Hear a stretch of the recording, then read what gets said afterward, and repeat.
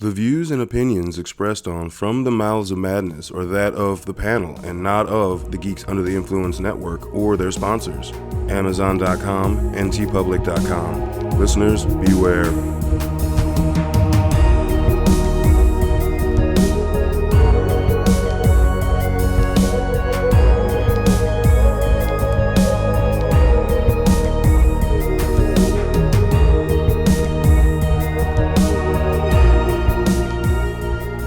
Coming straight from the Mouths of Madness. I'm one of the hosts, Lowdown. With me, as always, is F.U. Hunter. What's up, you mall jamming bitches? Mall Rats. You're a bunch of fucking mall rats. Yep. Yeah, there you go. Yeah. You witchy mall rat bitches. What the fuck is wrong with you? You more human than human mall rat bitches. Dude, I'll throw this out there right there. Soundtrack? Soundtrack's awesome, man. Yeah. Well, yeah. I mean, it fit the era. I mean, there are a couple that are like, but I'm just saying, but 80%. It fit into, like... But I was trying to cram everything in there, I'm just saying, when she's walking down the hallway and it's playing Creep by Radiohead, I was like, yeah, that makes sense. No, they played that when she was on the bus. Oh, you're right. No, it's Portishead. Portishead, yeah. But I'm saying that was a deep cut. That's what I appreciate, is that was a deep-ass cut to throw in there. Like, how many people, especially... that were teenagers in the 90s, listen to Portishead. I didn't find out about Portishead until I was like out like. And they threw Pixies at the end. Yeah, come on, man, that was fucking badass. Yeah. Iron Maiden. Oh yeah, fucking Iron Maiden. Well, the brother wears the fucking Iron Maiden shirt through the half of the. Yeah. I know, it's like woo. Anyway, I guess we should talk about I mean, if you've watched this film, you've probably guessed that tonight on the chopping block we're talking about the Fear Street.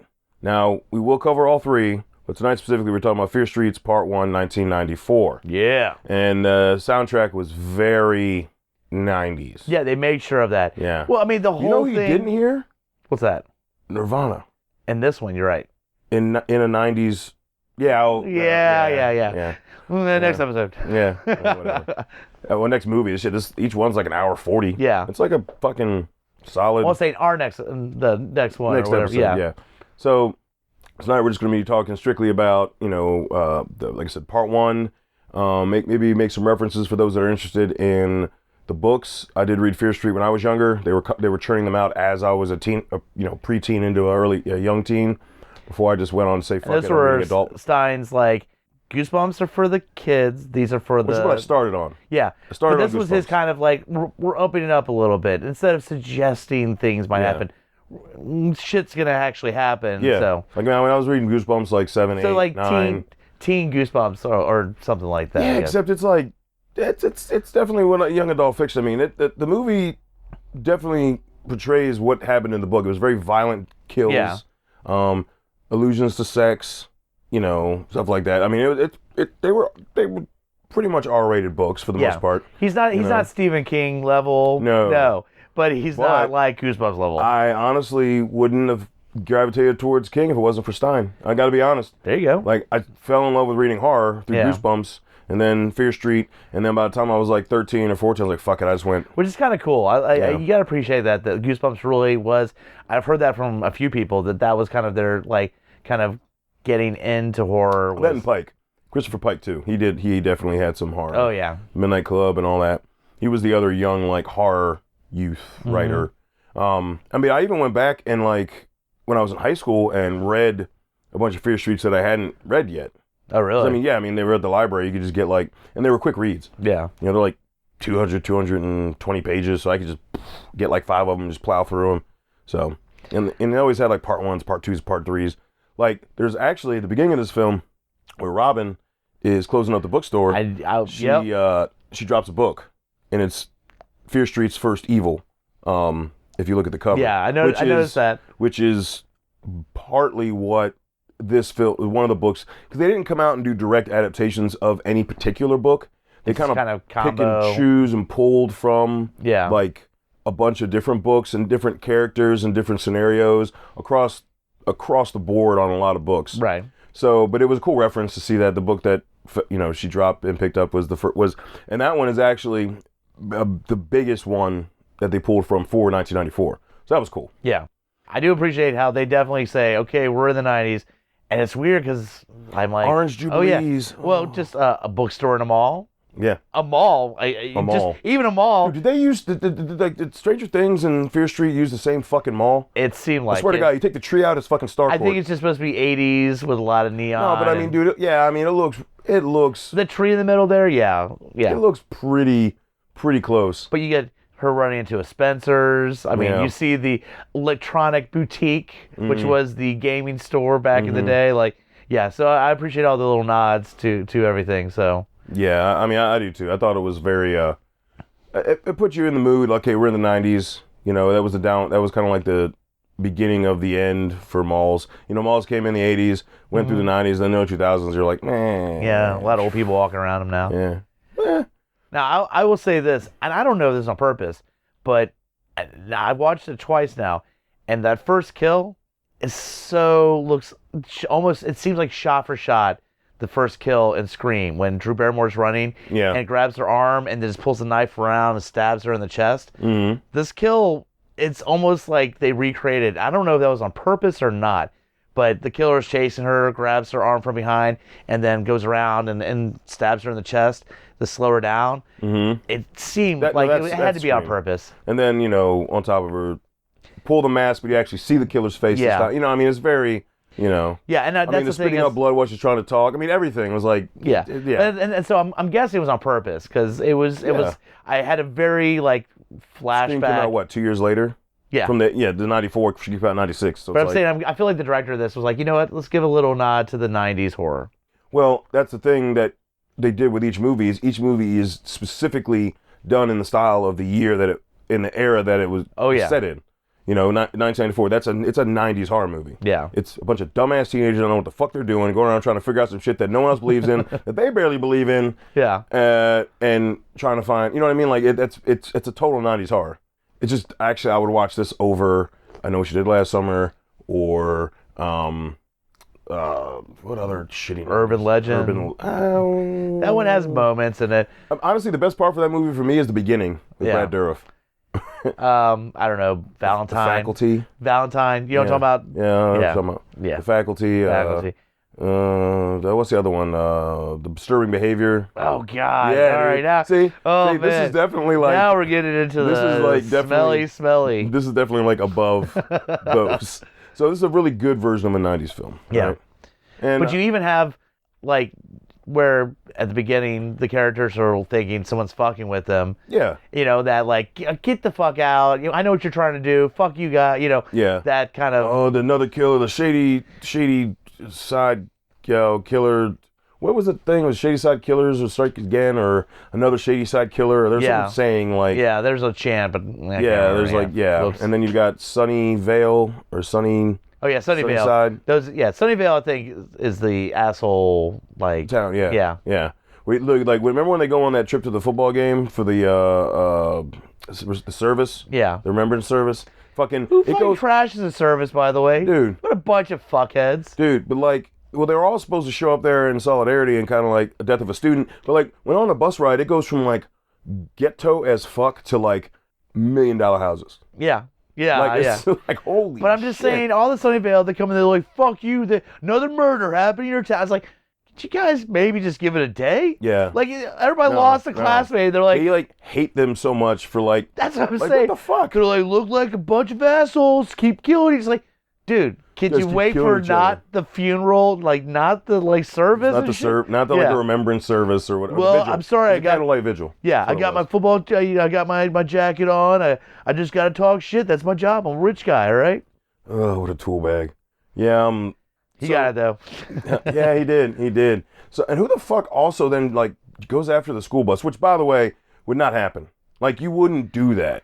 I do question the bus driver of the school bus. Who allow them to open up the fire door? You've got a car speeding up on you, honking with a do the skeleton mask. Like, then again, the emergency exit that should sound. And again, I know it's a bus, but you can look back there and go, "Oh wow, that door's open," and then shit being thrown out of your bus. At no time, this bus driver's like, "I should probably stop the bus." Nope, that never happened. It wasn't until. The car crashed. Yeah. Not like like a few minutes of the door being open, coolers being thrown. Like, It made an alarm. Like, what the fuck? I know. Dude, I was like, they need a fucking bus driver like the one that struck the fear of God in you when you got on. Like, Exactly. they need to bring those bus drivers back where it's like, sit down. You're Yeah. like, oh, God, okay. There's no seatbelts, but buckle up. Like, Yeah, you're right. Fuck, man, because, yeah. yeah, there's a good, they're driving at least 5+ miles of this car chasing them, the back door being opened. Like, enough shit. Come on. Yeah, I feel like, well, what I loved is if they just had a quick shot and it's a live action version of Otto from fucking Simpsons with the headphones on going, just driving the kids, yeah. Because you're in the 90s anyway. Yeah, no and shit. they're like, oh, I'm the best bus driver ever. And then, like, there's all that shit going on. That would have been that would have been a cool shot. That would have been a cool 90s reference. Yeah. And made sense. It made sense. True. So, yeah, basically, it really picks up after the car accident where not Sarah. What the fuck's the girl's name? One of the girls. Yeah. The white girl. I don't know. White girl? Cheerleader. Yeah. I don't know.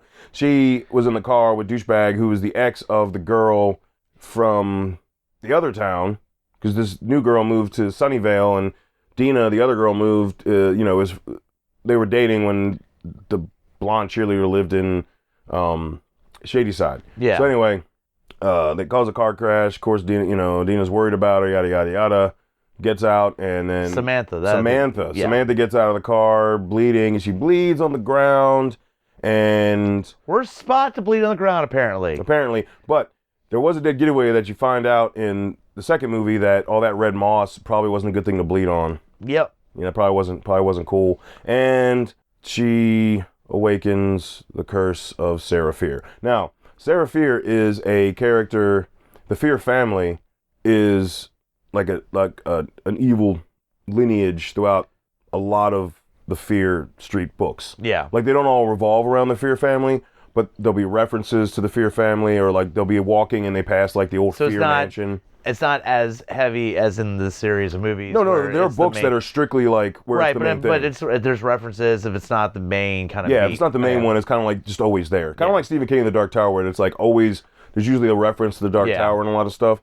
And instead of it being like like we'll get into that in part 2, but Sarah Fear wasn't wrong because they go into that in this movie where it's Sarah Fear was hanged for being a witch, but she wasn't a witch. And they cut off her hand. And, you know what I mean? They go into like the whole whatever the rhyme is. When she comes back, she wants to whatever the fuck, I forget what it is. If your blood bleed, something stupid. If you bleed your blood on the ground and you do something, remember that song, right? So. But the way they do with this is cool. This is more of a revenge, where the Fear family was, though they were evil and they passed down the evil and the magic and everything. So they were actually like warlocks and witches, and there was a curse on the family. But then they started to embrace it and use it. So that's how the books went with the. So there's a really cool twist on it while still keeping it. Yeah. Where it's still an evil, it's still cursed. Because Sarah Fear's angry. She was wrongly killed. Yeah. Right. And they kind of I do appreciate because. With the beginning, you get the chick working at the mall. She gets killed by, at that point, it seemed like her friend. At the reveal, he pulls the mask off, and it's her friend, but he looks possessed. Bullets shot to the head. He's dead. That was fucking rad too, by the way. Yeah, and then you get to the credits, and I appreciate this because the credits, news clippings throughout the years of all these different killers. Shadyside killers, yeah. Yeah, and that builds it up where this town's cursed. Mm-hmm. So then when we get to, like, the confrontation between the two towns and the accident, like there's this kind of build up of this girl Samantha had tried to escape the curse by moving away and leaving her girlfriend in the process. So yeah, and then you start being introduced to these other killers start showing up. Right. Like, well, you get to where after the accident, Samantha's blood is on her shoes, a shirt, like the and they run to the scene, and then Samantha goes to the hospital. They go back home, and then randomly they think the jock boyfriend is fucking with them with the skeleton mask, the exact same outfit of the killer in the mall at the beginning of the movie, and they're like, oh, yeah, they're just fucking with So stabby stab. So she eventually makes it to the hospital to find Samantha and confront jock asshole. And Samantha's like, no, he's been here. She's like, fuck you. I know what you're doing. Y'all are taking this way too far. and Stab. Well, Jock Asshole reveals himself. He's like, I've been here the whole time, bitch. And then stab, dead. Stab. And then we go, okay, cool. There's skeleton mask killer, and it's same motherfucker that should be dead. He got knocked down somehow, and like the mask got pulled up, and it was his. Because otherwise, you wouldn't have known who the fuck it was. And then she runs away, and they go to the cops. Man, but there's some good kills in that hospital, man. He slits some throats and is stabby, and it's. And they're hiding, and they realize the receptionist nurse that was at the front. Down on the ground. They're hiding under there, and there's blood handprints. They look over, and she's just cut the fuck up, dead as shit. Yeah, so. There's some good, and it was a good use of practical effects there. Yeah, one thing I wish, going back to the first kill, is if they just could have had like a little bit of gut spillage. Remember, Robin got slit across the lower abdomen. Yeah, that's a gut spill. At least something. Like it looked like she was holding it, but you gotta have something poked through. Yeah, it's not very thick down there. Like it's. Not a lot of protection for the guts. I mean, dude, there's a tree in the mall. If you really want to get too, you could go full scream if you wanted, man. I'm just saying, there's a tree literally in the mall, right? And it's not the little tree. That's a good hanging tree. That's a good tree. You hanging by your intestines tree, all right? Just fucking. So they go to the cop, the guy who shot the dude in the first place, right in the head. He seems good. Officer Good. Yeah. Shut the fuck up. That was Sorry. terrible. It was too easy. Terrible. And he's just like, he doesn't believe it. He's like, nah, this is bullshit, right? So then the kids go back to the house, and all of a sudden someone breaks. Well, that's where they're in the police station, and their friend, I'm just gonna call it the stoner dude who loves drugs, and he's outside. And this chick just starts walking down the street singing the song, and it's one of the resurrected killers. What's her fucking name? Ruby Lane. Yeah, Ruby Lane.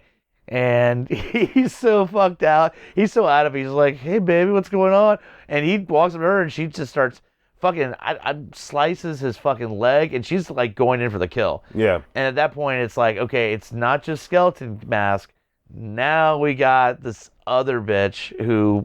Again, you saw articles on, because I guess we forgot to mention the little brother that is early days of the internet knows all this shit. Yeah, he's on a chat room with somebody, and Ruby Lane it was in the 50s. It was like 1955. She killed her boyfriend and hacked up some a bunch friends at a party, and then slit her own wrist. Yep. So she's walking around with like, I'll get again props. It was the right way. Yep. It wasn't this fucking crosshatch shit. It was straight down the center, and with a razor blade, like a shaving knife, old school razor knife. And I mean, when she actually cuts him, like a little, like almost slits his throat. She gets to his neck, but she got his leg. I was kind of surprised. They just kind of like, just walk it off. Yeah, he'll walk it off. It's fine. He's walking, because I thought for a minute there might have been close to the killing. I thought we were getting another Pet Sematary for a second. You thought. Yeah. Yeah. And how do we get... But that's our next big indication, like, okay, they're not fucking around now. Like, pretty much, she's bringing fucking everybody... Well, it's also setting the tone and reinforcing the fact that all these people that did this were under Sarah's power. Yep. Which is why, like, they can keep coming back. You can't kill them because it's her, right? And that's why Shadyside's been cursed. They go through the lore, and and because in the beginning it goes all the way back to Union, which is where Part 3 takes place, is while it's still Union, and it shows how you remember, like in some of the articles, it shows a book on the town, and it shows how it is now and the size, and it gets smaller and smaller and smaller. Yep. Until and then it says Union, which is how big the town was in the settlement in 1666. So you see and you trace it all the way back, all these killers, right? Right. And that they were all it was all part of Sarah's curse. Like, there's the whole reason why Shadyside has had all these murderers. Because you got the milkman dude who fucking he was fucking awesome, man. Yeah, like, his design is he fucking just had a creepy. switchblade, and he just, like, apparently stabbed housewives. Yeah. And he's got the milkman outfit on and everything. It's so creepy. Then you got the boy who's apparently that mask? Yeah. All the character designs in this are fucking... Pretty fucking rad. Pretty good, yeah. Pretty fucking rad. And he, like, bashed his his siblings' head in, as well as his parents. He was like deformed. Yeah. And so he wore the mask. Yeah. Yeah, so you got that kid. I feel like there's one other one that, not outside of the Jason, clear Jason. Yeah, obviously Jason, yeah. Sackhead. Call him Sackhead. Sackhead. He's from part 2. Yeah. That's a big motherfucker, though. Yeah. That's a big boy. He hefty. Oh, you got that weird dude that no one ever, they don't go on to the story. He says that he, like, gutted girls. He's wearing, like, the gas mask shit. Yeah, that's right. They don't really go into him. They don't really go into any kind of... him. I don't even think there's any articles on him, but... No, that was the article said, is like, someone guts girls. But that's what I'm saying, you don't get any kind of... No, you get no explanation at all. I'm like, what the fuck? But I guess they figure out that what happened is was it Samantha? Samantha. When she got out of the car, discovered, her bones, she bled on them, so now she's the next, like, she's dead. She's the next one. She's cursed. Yeah, she's doomed. Yeah. But she's doomed to die, so all these other killers are going after her. Yep. And they smell her blood, so the fact everyone's wearing her blood. Well, that's when and so they decide, all right, let's go back to the school. We're going to pretty much see if we can trap these killers. That was a solid fucking plan, though. No, it was a great plan. And there's a really cool scene where they pretty much kind of put her blood on themselves to kind of bait it in. But then you get this hallway scene where you get fucking skeleton killer in one hallway coming there. You get fucking what's her name, Ruby Lee. Yeah. In one of the other hallways, and you get fucking Sackhead, and they're all coming there, and they get them into the fucking bathroom, trapped in there. Poor fucking shit set on fire, and you're like, we did it. And they exploded. Yeah, whatever chemical they used exploded. Yeah, there was just killer guts everywhere. And they're like, we did it. We got him here. We fucking killed him. This is where Netflix didn't put in the money that I know it could, because the CG effect of the shit coming back together and the hand coming out. It started okay because you get it the coming together and it starts forming. And I was like, all right, this could look cool. But then it does the grab out, really lazy CGI effect out of the puddle. I was like, that looks stupid. You know what else looks dumb? Is when Sackface comes out and he's still getting put back together. And I'm like, oh, that looks terrible. Yeah. That looked horrible. Yeah. So it's all for that. There is practical effects in this movie that are good. Yeah. But there are some rough CGI ones too. Luckily, the practical effects, I think, make up for it. Yeah, and that's the thing. And it's not heavy CGI that it distracts too much. And again, we're talking about a scene that's like a minute, whatever, of them reforming, where you can't fucking kill them. You can blow them the fuck up. They're just gonna get back together and then reform. Mm-hmm. So they figured out. So then they ran and head in the classroom because the killers are all coming back to life, and they start going through, I guess, the news clippings and stuff that the brother had. I forget what. Oh yeah, and they realize that the killer from the camp. They realized that, but they realized there was a survivor, and the reason she survived was because she died. Yeah. And then they brought her back. Like, so she had to die. Yeah. So, and they're like, wait, is she still alive? And they call her, and like, hey, we need your freaking help. Hey. And then, of course, she didn't answer. Yeah. Was it Ziggy? Yeah, Ziggy. Ah. So they come up with a plan, okay, well, Samantha, you need to die. Then we can bring you back. How can we safely kill you? So they break into a pharmacy first, then they go to the grocery store? Or because remember, her friend, the drug dealing cheerleader, who we completely forgot to bring up. Yeah. She was, outside of that, she only served a purpose. Yeah. Except for the love interest for the brother. But, I mean, it was kind of, I will say this, it was kind of cool because the first time you introduced her, she's just a cheerleader, and you're like, okay, so she's kind of the brother's got a hots for her. And the brother has the hots for her. And then she's like, all right, so what do you need? I got blues, I got reds. And I'm like, oh shit. A little twist on drug dealing cheerleader, all right? That's also very 90s. Yeah. Really, it is. And her best friend is just this dude that she sells to all the time, pretty much. Yeah. And they joke about, man, remember when you pretty much died for like a minute or so when I gave you the blues instead of the greens or whatever? And but that's what they go, wait a second. Mm-hmm. How about we accidentally OD Samantha so she dies, and then that will hopefully get rid of the curse. Get rid of the curse. So they go into the grocery store, which I guess they thought it's a drowner in a lobster tank. Well, no, I think that the whole plan is our druggy dude, pretty much that he's the employee of the month.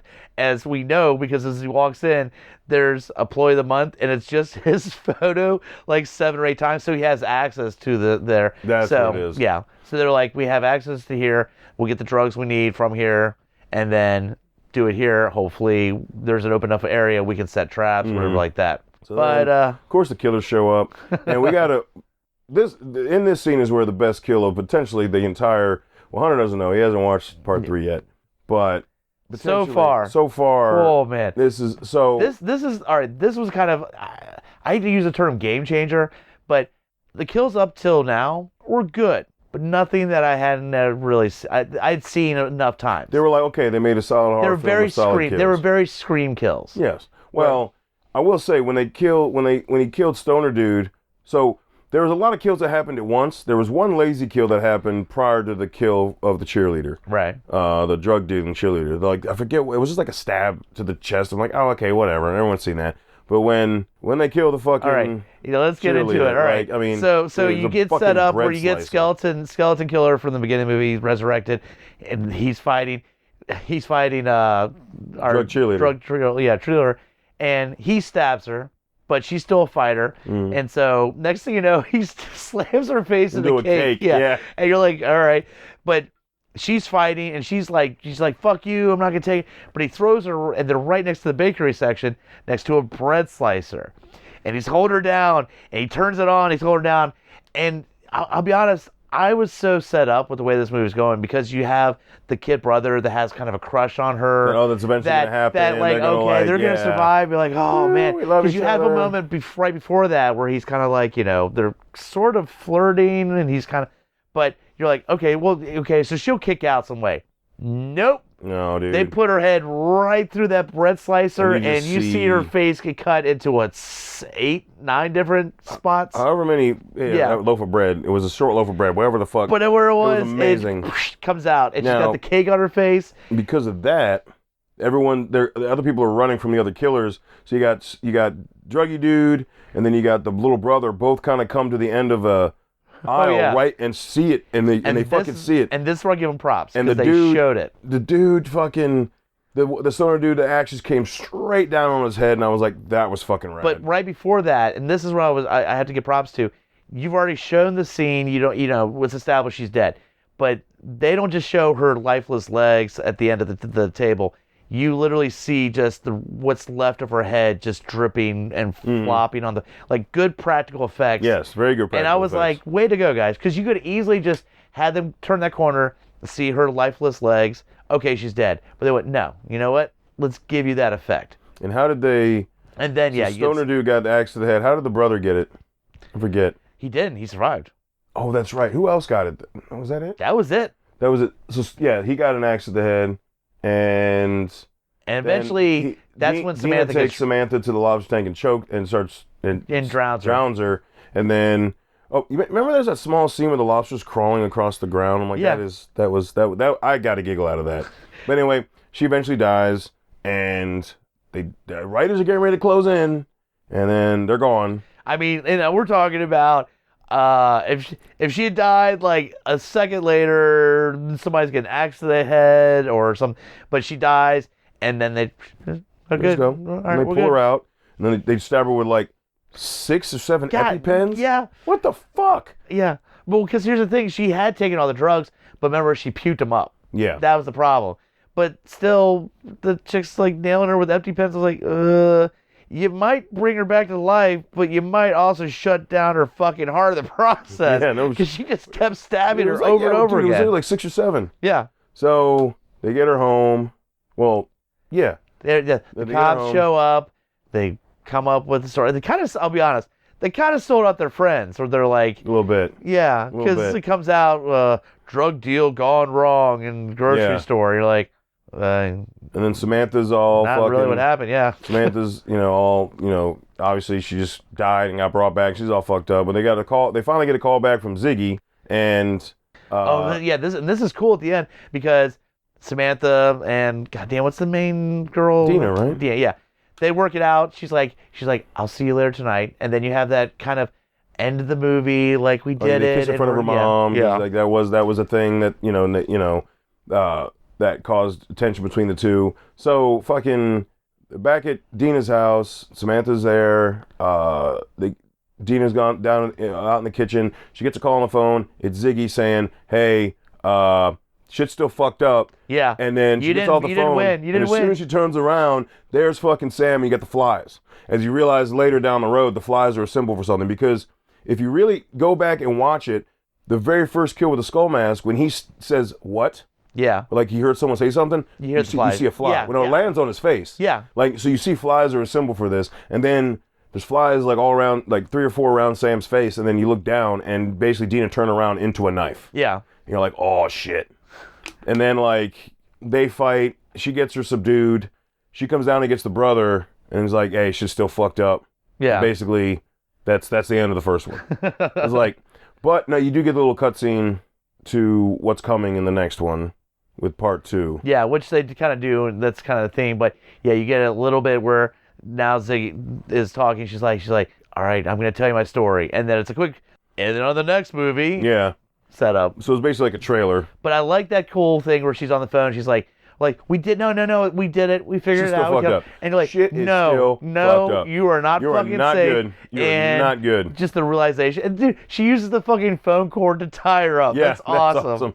But like the acting for the actress who played Sam, that was really solid acting, I feel like. Yeah. Just that like possessed almost Reagan-esque kind of thing. And now what throws me off is not to mention all the blood. The person that plays the older Ziggy is what's her name from Community. Yeah. Yeah. That threw me off because I've only really seen her in Community, and this is a much more serious role than that. So. Yeah. So yeah, that's pretty much the first one. I mean. It's fun. It fits all the beats. It's solid. Not anything like short, like, oh my God, it doesn't. It's game changing. But I will say this, it's fun. It's almost kind of, again, reminiscent of those, like, of Scream and those 90, ones. And there's a good fucking solid kill in there that I'll give them props on. There's a lot of, all the kills are pretty much up to standard. Yeah. So I think that kill is like an exceptional kill. Like that kill is the one that's like that. Fuck yeah. See, that's the money shot. Yeah. They knew going into. They went. That's all the right. money shot. All right. We're gonna do a bunch, and then we're gonna catch you off guard because you think the bitch is. You think she's gonna get out of it, and we're gonna, and B, we're gonna go. We're not gonna just slightly give you an idea. We're gonna show that head go through there. Yeah. Which awesome. I think it's cool that it was still like. The teens are dying. Like none of the teens were safe. Yeah. Like you know what I'm saying? Like I feel like that was a real because if they'd have made it to where they all made it through the film, I'd been like, not so much. Yeah, no, not so good. And again, because this town is so fucked up that like there's no quote cover up. There's like drug deal gone bad. That's what happens here. Yeah. And fucking like Shadyside. And they can't say anything because nobody's gonna. Who's no. It was the resurrected, killers that came and killed my girlfriend, and that's who killed my other 2 friends. Like that, nobody's gonna. All right, well, he went over to take you. Yeah. So I guess that's what happened. Sure. Yeah, that's what happened. Drug deal went down. Drug deal went bad. Yeah. That's what's happened. That's fucking terrible, man. But they even say they do reference that. They said like that's bullshit. Yeah. Like it's like I knew him. He was a good person.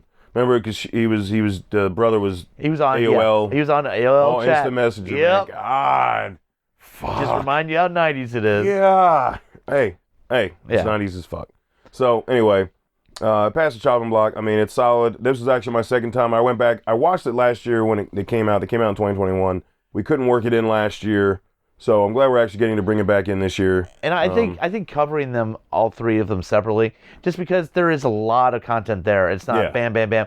There's a lot to go into. Again, I mean, just they did a lot of the beats that I really enjoyed. I mean, each one of these. Was there, in true horror fashion, I mean, was there some overacting? Yes. The main character gets kind of annoying sometimes. Yeah, but do you have that in Scream? That's what I'm saying. Yeah. That's they really want to stay really close to that kind of genre. Yeah, so exactly. So there's definitely some of a lot of the problems that you have with the 90s horror movies are in this movie. I feel like they were very, very on point with making and just setting up where you have that, outside the house, the slow camera follow through. Kind of the basic, killer point of view stuff. I appreciate that. Yeah. So yeah, we enjoy a solid movie. If you haven't checked this one out, definitely recommend checking it. Obviously, they're not going to leave Netflix. They're a Netflix film, so Hit us up at lowdownbrown@gmail.com. Let us know what you think. If you've started watching the Fear Street series, the trilogy. If not, if you start after this, let us know. We want to know what you think of the series. Also, go to GIPodcast.com. Click our links page. First link would be Amazon.com. You click on that link. It takes you to Amazon. You log in. You shop like normal. Unfortunately, you can't buy anything. You can buy a bunch of the Fear Street books. See? On Amazon, but you cannot buy anything related to these films. Do you have any you can on buy, audiobooks? if you really are a masochist and you want to buy all the 90s horror films on the DVD, I don't think all of them made it on a Blu-ray either. No. But can you get it on audiobooks, the Fear Street series? I don't think so. Okay, because I would say that would be, honestly, a good road trip listen to if they had that available. Yeah, I mean, the books are so short. I've never seen them in audiobooks. I'm not saying they haven't been turned into audiobooks. Yeah. They just weren't available when I was reading them. Yeah. Again, that's, almost 30 years ago. But check it out. They might have it on there. Almost 20 years ago. Check it out on Amazon. Use our link. There you go. The link right next to that, BT Public. You click that link. It takes you to the merch page for every show under the network that is GUI. Every show's got a couple designs. Then there's tons of other tangential, just random ass fucking designs. So much tangential. You can get on anything pretty much except for koozies. It's tons of shit. I thought you were gonna do it, man. I thought you were gonna make it through without bringing the koozies of it. I mean, and you're like, everything but koozies. They need to make fucking koozies. Yeah, fucking assholes. I don't understand it. Why it's so fucking complicated? We'll make some Mouse Madness koozies. It's gonna happen, all right? Now we'll talk about that offline. Yeah. And we're on GIPodcast.com. Check out all the other shows under the network. We got something for everybody. Tons of different flavors. And until we talk to you again, embrace the madness.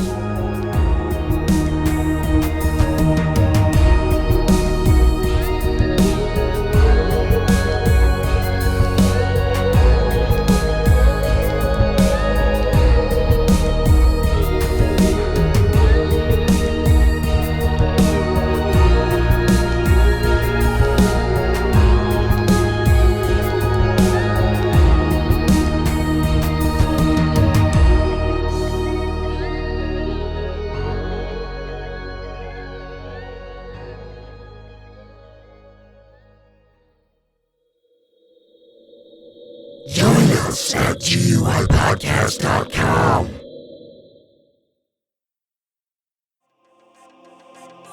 In a world with too many reboots and remakes, two men will stop at nothing to make it even worse. join Mike the Hobbit and Tandy as they play by their own rules while pitching new takes on some of your favorite and least favorite films and TV shows. What podcast would dare to bring this upon the world? This is Smack My Pitch Up.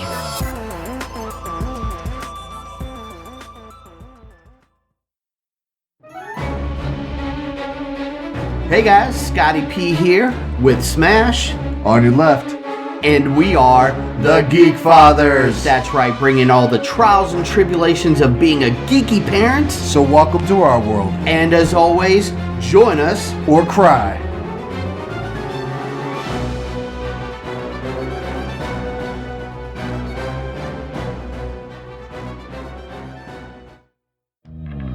Mike the Hobbit here, Lowdown Brown. inviting you to check out Geek Some of the Influence, a podcast that pairs booze with conversation with good friends. And a little nerd culture. We get a lot of colorful conversation out of our episodes, but it is here for everyone, no gatekeeping. Always level up everything we do. We'll punch up, never punch down. Exactly. So check out Geeks Under the Influence anywhere you get your podcasts and join us or die. Shut the fuck up, Hobbit. Welcome to GUI Nights. GUI Nights. Yeah, I am Lowdown Brown. With me as always, Mike the Hobbit. this is the tangential side of GUI. This is like so many of those other shows that has the after the show bit mixed with a little bit of Baywatch Nights, so it's a little sexier. It's a little bit after hours. Also while tying it into the previous episode of GUI. So look forward to that too, because this comes out the week after the flagship hour-long episode. So make sure to check out GUI Nights, and when you're done, you can Go the fuck home.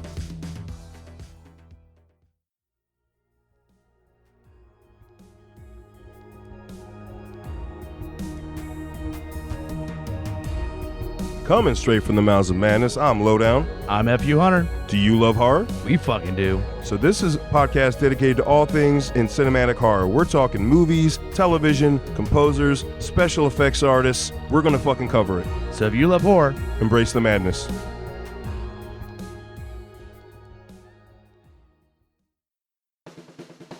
My name is Amy Bogard, And I'm Mike the Hobbit. and we are the hosts of Deeply Upsetting, where we use our expertise to answer your most upsetting hypothetical quandaries, such as, what non-winged animal deserves wings? And what body part deserves a secret mouth? Which cryptid is the worst roommate? These questions and more that plague you will be answered on Deeply Upsetting, available anywhere you get your podcasts and at GUIPodcast.com. In a world of blockbuster movies, there's another dimension. The dimension of schlock cinema. Join us at Beautiful Disasters on a journey into the fringe territory of B-movie abandon. We review the flicks that are forgotten or underappreciated to give them a proper place in the annals of celluloid history. I'm the Groots, FU Hunter. your guides at Beautiful Disasters. Come along with us for a fun ride. May May the schlock be with you.